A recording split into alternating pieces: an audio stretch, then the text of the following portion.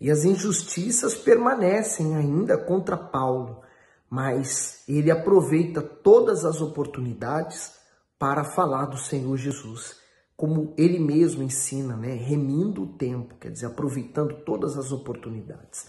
Vamos meditar em Atos capítulo 25, vamos pedir a direção de Deus.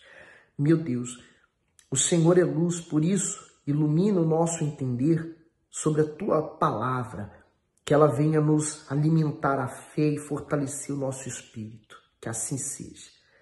No versículo 1, entrando, pois, Festo na província, subiu dali a 3 dias de Cesareia a Jerusalém.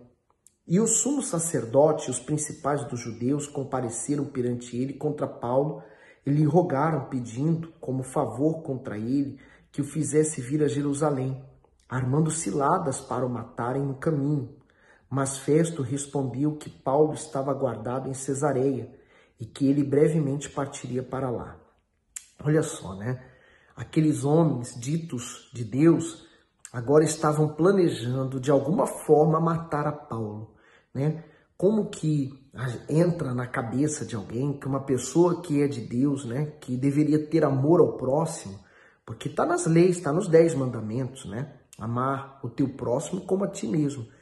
E como que eles poderiam estar assim movidos de tamanha inveja, tamanho ódio? Para você ver que quando a pessoa ela é nascida da carne, ela não precisa nem do diabo guiá-la. Porque ela é nascida da carne, ela começa a se guiar sozinha para os erros, para as escolhas erradas, para as amizades erradas, para uma vida errada. E ela mesma vai destruindo por si mesma a sua própria vida. Ela vai se ferindo, vai magoando os outros, vai machucando os outros. Por isso que quando nós nascemos de Deus, nós então nos arrependemos dessa velha criatura, né? Dessas escolhas que nos levou a fazer só coisas erradas e nos batizamos. Por isso que a palavra de Deus gera em nós um novo nascimento.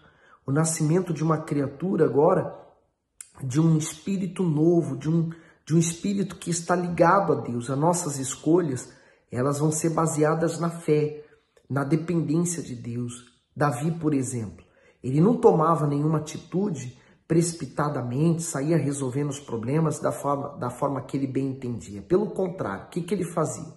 Antes de tomar uma atitude ou sair para uma guerra ou fazer alguma coisa, a primeira coisa que ele fazia era consultar a Deus. Isso fazia com que ele, então, fosse abençoado nas suas escolhas. É isso que vai fazer a diferença. Deus estava protegendo Paulo contra aqueles homens invejosos, caluniosos. E veja, não tem coisa pior, né? Aquelas pessoas que querem nos fazer calúnia, fazer difamação, sujar o nosso nome, injustiça. Os 5. Os que, pois, disse dentre vós, têm poder, desçam comigo, e se neste homem houver algum crime, acusem-no. E havendo-se demorado entre eles mais de 10 dias, desceu a Cesareia. E no dia seguinte assentou-se no tribunal, mandou que trouxesse a Paulo. E chegando ele, rodearam-no os judeus que havia descido de Jerusalém, trazendo contra Paulo muitas e graves acusações que não podiam provar. O bispo Macedo, ele pode até falar mais sobre isso. Você sabe muito bem. Se você assistiu o filme do bispo Macedo, você sabe quantas coisas se formaram contra ele. No mundo inteiro, né? O nome dele é difamado. Olha só. Acusações que não podiam provar. Não existe nada pior do que ser acusado de algo que não se fez. Quando uma pessoa é tomada pela inveja, pelo ódio, pelo desejo de vingança, ela perde todos os escrúpulos e com isso pratica atos obscuros, absurdos, ou diz palavras mentirosas contra aquele que ela quer prejudicar. Tanto no passado quanto hoje, o prêmio de uma pessoa acusadora é ver não apenas o seu próximo destruído, mas também o seu nome e a sua credibilidade jogados na lama. Isso acontece com muitas pessoas, mas principalmente contra aqueles que são de Deus. Assim, diariamente, os fiéis estão sujeitos a sofrer perseguições, calúnias, difamações e traições por parte de quem menos esperam. Contudo, a sua reação definirá o grau de maturidade espiritual e de fé que possuem. Se ficarem lamentando ou remoendo mágoas, a injustiça jamais será reparada. Mas se apresentarem ao justo juiz a sua causa, ele depressa lhes dará a resposta. Diante disso, como você reage perante as mentiras e as falsas acusações que lhe sobrevêm? Se desespera ou confia na justiça divina? E o Bispo Macedo tem credibilidade para falar a esse respeito por tudo aquilo que ele já viveu e tem vivido até os dias de hoje. No 8. Mas ele, em sua defesa, disse: eu não peguei em coisa alguma contra a lei, eu não pequei em coisa alguma contra a lei dos judeus, nem contra o templo, nem contra César. Todavia Festo, querendo comprazer aos judeus, respondeu a Paulo e disse: queres tu subir a Jerusalém e ser lá perante mim julgado acerca destas coisas? Mas Paulo disse: estou perante o tribunal de César, onde convém que seja julgado. Não fiz agravo algum aos judeus, como tu mesmo bem sabes. Se fiz algo agravo, ou cometi alguma coisa digna de morte, não recuso morrer. Mas se nada há das coisas de que estes me acusam, ninguém me pode entregar a eles. Apelo para César. Então Festo, tendo falado com o conselho, respondeu: apelaste para César? Para César irá. Ele tinha esse desejo de ir para lá. Até porque seriam oportunidades que ele teria de pregar para aqueles grandes. Quem mais poderia pregar? Quando Paulo era julgado, nós vamos ver isso mais adiante, era reunido uma grande multidão para ouvir. Então Paulo, naqueles momentos, tinha o direito de falar, então ele se defendia falando da fé de Jesus Cristo, tentando evangelizar aquelas pessoas. Olha agora o versículo 12. Então Festo, tendo falado com o conselho, respondeu: apelaste para César irá. E passado alguns dias, o rei Agripa e Berenice vieram a Cesareia a saudar Festo. E como ali ficassem muitos dias, Festo contou ao rei os negócios de Paulo, dizendo: um certo homem foi deixado por Félix aqui preso, por cujo respeito os principais sacerdotes e os anciãos dos judeus, estando eu em Jerusalém, compareceram perante mim pedindo sentença contra ele. Aos quais respondi: não ser costume dos romanos entregar algum homem à morte, sem que o acusado tenha presentes os seus acusadores e possa defender-se das acusações. De sorte que, chegando eles aqui juntos, no dia seguinte, sem demora alguma, assentando no tribunal, mandei que trouxesse o homem, acerca do qual, estando presentes os acusadores, nenhuma coisa apontaram daquele que eu suspeitava. Tinham, porém, contra ele algumas questões acerca da sua própria superstição e de um tal Jesus morto que Paulo afirma viver.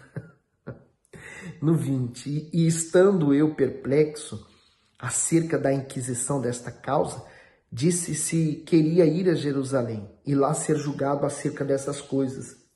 E apelando Paulo para que fosse reservado ao conhecimento de Augusto, mandei que o guardasse até que enviasse a César. Então Agripa disse a Festo: bem quisera eu também ouvir este homem. E ele disse: amanhã o ouvirás. E no dia seguinte, vindo Agripa e Berenice, com muitos aparatos, entraram no auditório com os tribunos e homens principais da cidade, sendo trazido Paulo por mandado de Festo. E Festo disse: Rei Agripa, e todos os senhores que estáis presentes conosco, aqui vedes um homem de quem toda a multidão dos judeus me tem falado, tanto em Jerusalém como aqui, clamando que não convém que viva mais. Mas achando eu que nenhuma coisa digna de morte fizera, e apelando ele mesmo também para Augusto, tenho determinado enviar-lhe, do qual não tenho coisa alguma certa que escreva ao meu senhor, e por isso perante vós o trouxe, principalmente perante ti, ó rei Agripa, para que, depois de interrogado, tenha alguma coisa que escrever, porque me parece contra a razão enviar um preso e não notificar contra ele acusações. O Bispo Macedo diz aqui, nesse comentário 22 e 23, quisera eu também ouvir este homem. Ao fazer a sua visita de cortesia ao governador Festo, o rei Agripa tomou ciência do caso de Paulo e desejou ouvi-lo. Para o apóstolo, essa audiência seria mais uma grande oportunidade de falar do evangelho e todos que estivessem no auditório. Veja que, mesmo em situações desfavoráveis, podemos ser instrumentos do Espírito Santo. Portanto, momentos ruins devem ser vistos como ocasião favoráveis para levarmos a salvação aos que se encontram longe de Deus. Afinal, não são nos momentos propícios e favoráveis que demonstramos a nossa fé, mas nos grandes desafios e nas lutas da vida. É muito forte, sabe por quê? Paulo teria mais uma oportunidade de falar com uma multidão e levar a palavra de vida àquelas pessoas. Para você entender que todos terão a oportunidade, todos terão a oportunidade de ouvir o evangelho do Senhor Jesus. Mesmo os grandes, mesmo os poderosos, todos terão. E eles terão a oportunidade de decidir o que eles vão fazer da vida deles, né? Diante daquilo que eles estão ouvindo, daquela verdade que eles estão ouvindo, assim como nós. A palavra que hoje nós ouvimos, nós temos o acesso a dois caminhos. Continuar seguindo a vida como nós estamos acostumados a seguir, a praticar o que nós estamos acostumados a praticar, a ser quem somos e não mudar em nada, ou ver diante dessa verdade revelada a nós pela palavra de Deus, decidir mudar, decidir seguir agora o rumo em direção a essa nova orientação, essa nova palavra. E aí nós precisamos tomar essa atitude. Se nós seguimos a palavra, nós somos limpos pela palavra e temos um encontro com o autor da vida. Nós temos um encontro com o Senhor Jesus, como Paulo teve. Se decidirmos seguir a nossa vida, a nossa maneira, né, do nosso jeito, não mudar em nada, essa mesma palavra que nós ouvimos, que pode me limpar, vai ser a palavra que irá nos julgar. Ela terá um grande peso na eternidade, no dia do julgamento, aliás. Temos que ter muito cuidado.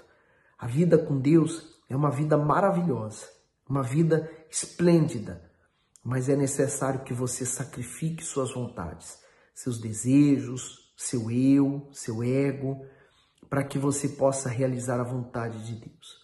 Eu espero que o Espírito Santo ele venha falar ainda mais forte com você, porque ele nos guiará a toda a verdade. Que Deus abençoe sua vida.